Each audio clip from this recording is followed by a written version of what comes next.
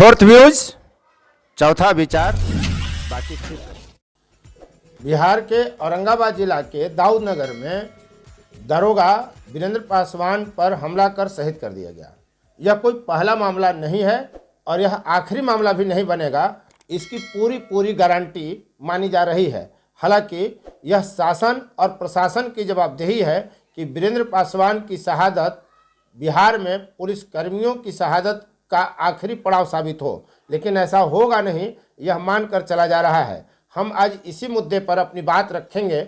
आप देख रहे हैं फोर्थ व्यू, चौथा विचार। वैचारिक मुद्दों का सबसे बड़ा अड्डा है यह, जहां खुलकर बेबाकी से बातें रखी जाती हैं। बिहार में पुलिस पर हुए हमलों की यह पहली घटना नहीं है और आखिरी भी नहीं होगी। इसका यह कहने के पीछे ठोस कारण है, ठोस तर्क है।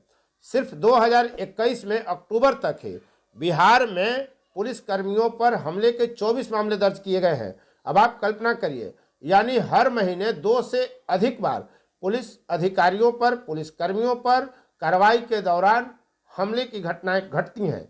और पुलिस प्रशासन सत्ता क्या करती है? मुआवजा दे देती है, गार्ड ऑफ ऑनर दे देती है, भीड़ जुटती है शव यात्रा में, दाह संस्कार हो जाता है। उसके बाद परिवार को कौन याद करता है?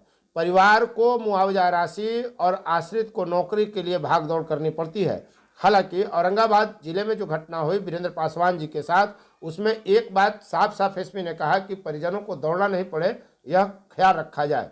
हो सकता है इस मामले में ऐसा ही हो, जो सबकी अपेक्षा भी है। लेकिन बिहार में प्रश्न यह उठता है कि हर महीने 2 से अधिक घटनाएं पुलिस कर्मियों के खिलाफ हमले की क्यों होती हैं? आप दंग रह जाएंगे जब वीरेंद्र पासवान पर हुए हमले के बाद हमने जांच पड़ताल शुरू की तो पुलिस कर्मियों में सरकार को लेकर आक्रोश है। आक्रोश इसके लिए है कि उन्हें कोई सुरक्षा नहीं दी जाती, उनको काम का दबाव रहता है, सीनियर अधिकारियों का वरदहस्त प्राप्त नहीं होता है, सहकर्मियों के बदौलत ही काम करना पड़ता है। स्थिति यह है कि अगर घटना स्थल पर कोई पुलिसकर्मी पर हमला हो, वो घायल हो जाए, तो उसके इलाज के लिए चंदे से पैसा इकट्ठा करना पड़ता है। हालांकि प्रत्येक जिला में एसपी के नियंत्रणाधीन आकस्मिक निधि होता है, जिससे पैसे निकालकर इलाज के लिए दिए जाते हैं, लेकिन उसकी भी एक सीमा तय है, अधिकतम सीमा तय है, जबकि इलाज में उससे कई गुना अधिक खर्च होता है।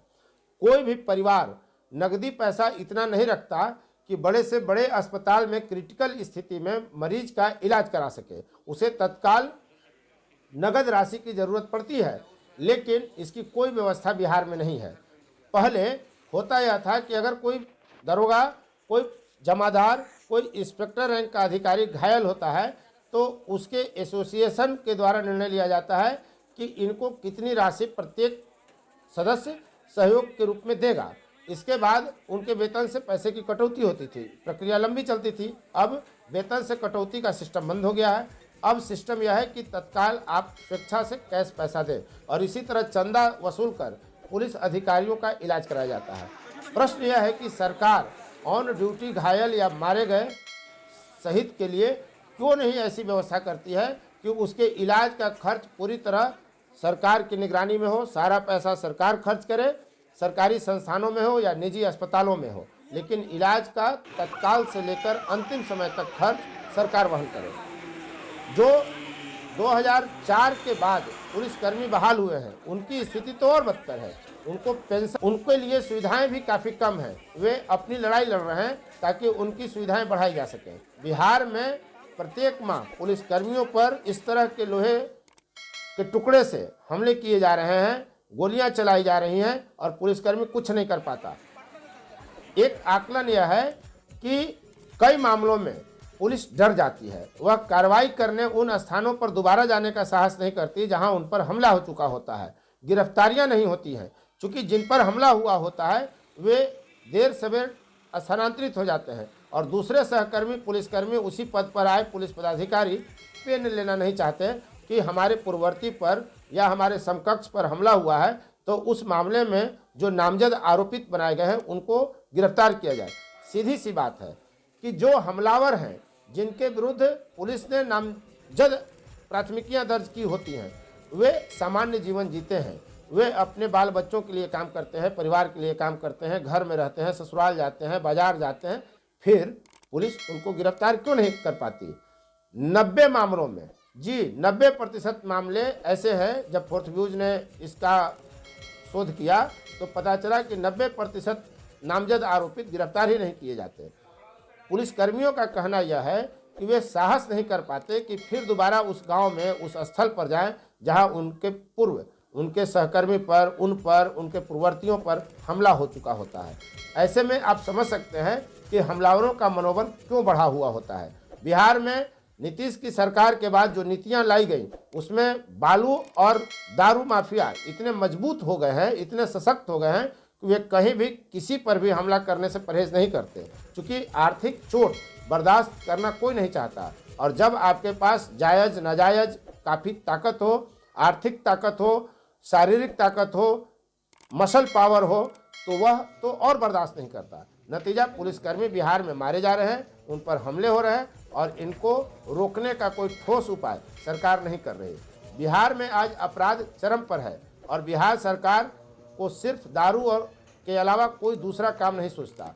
तमाम पुलिस अधिकारियों से जाकर आप अनौपचारिक बातचीत करिए, वे शराब और बालू की नीति को लेकर सरकार को कोसते हैं। हालांकि सत्य यह भी है कि कई थानों को बालू घाट से पैसे मिलते हैं, शराब माफिया से पैसे मिलते हैं, लेकिन यह व्यवस्था जब बदल गई तो उसका लाभ वे लेते हैं, इसका खामियाजा भी भुगतते हैं।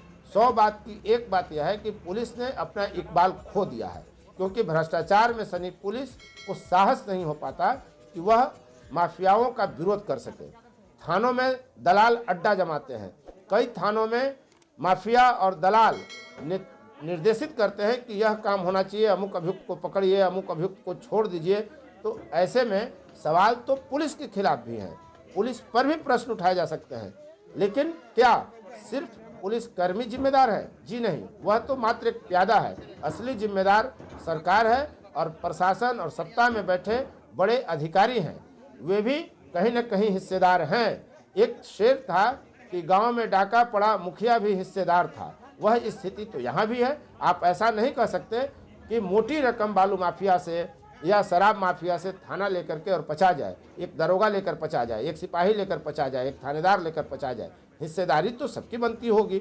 आम जो ओपन सीक्रेट मामला है, समाज यही समझता और जानता है। सच अपनी जगह है और सच के प्रमाण कभी कभी नहीं मिलते, लेकिन पुलिसकर्मियों को अपनी स्थिति में सुधार लाना होगा, उनको इकबाल अपना कायम करना होगा और बेईमान आदमी इकबाल कायम नहीं कर सकता। उसके लिए जरूरी है कि ईमानदारी से पुलिस काम करे, सरकार अपनी नीतियों में सुधार लाए, बालू दारू की नीतियों पर वो विचार करे। ऐसा नहीं हो सकता कि आप बालू दारू की नीति बदले बिना पुलिस प्रशासन को सशक्त कर दें। पुलिस प्रशासन भी उस भ्रष्टाचार, उसी समाज का हिस्सा है जहां सारी बुराइयां हैं। तो उन बुराइयों से जो समाज में व्याप्त है, जो आम सामाजिक धारणा बन गई है कि भ्रष्टाचार शिष्टाचार का रूप मान लिया गया है, वहाँ पुलिस अधिकारी हो या कर्मी इससे अछूते नहीं रह सकते। और कौन अछूता है? प्रशासन भी इससे अछूता नहीं है, प्रशासन पे भी आरोप लगते हैं। बस बात वही है कि सामने वाले का दाग है और अपना दाग अच्छा है। यह नहीं चलेगा। जब तक बिहार में ऐसी स्थिति रहेगी, पुलिस अधिकारियों पर कार्रवाई के दौरान हमले होते रहेंगे। इसी बिहार में एक वीडियो वायरल हुआ था, जब एक महिला कह रही थी कि तो क्या करें, दारुए बेच के अगर पैसा कमाना है, दारुए बेचने से पैसा आ रहा है तो हम क्या करें?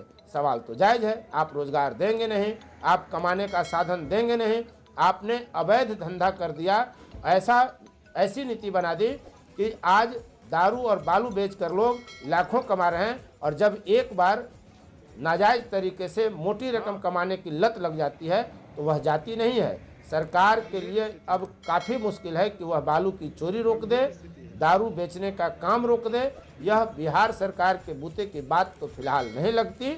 इस पर नियंत्रण करना जरूरी होगा और इसके लिए नीति में बदलाव लाना होगा। इसके लिए साधारण किसी पुलिस अधिकारी को, किसी सिविलियन प्रशासन को जिम्मेदार बता देना, मुद्दे को सरलीकरण करना है।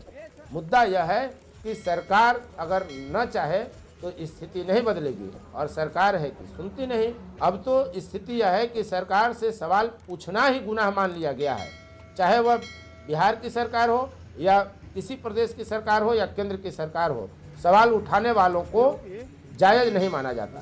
आप शराब नीति की जब भी आलोचना करेंगे, सामने वाला यह कह देगा कि लगता है आपको शराब नहीं मिल रहा है, इसलिए आप शराब नीति की आलोचना कर रहे हैं। सवाल यह उठता है कि अगर कल कोई बहुमत की सरकार बने और खान पान को लेकर के कोई सख्त निर्देश दे तो आप क्या करेंगे। आप देख रहे थे फोर्थ व्यू, चौथा विचार, वैचारिक मुद्दों का सबसे बड़ा अड्डा है। उम्मीद करता हूं कि आपने चैनल को सब्सक्राइब किया होगा। शेयर, लाइक, कमेंट जरूर करें। धन्यवाद। फोर्थ व्यूज, चौथा विचार।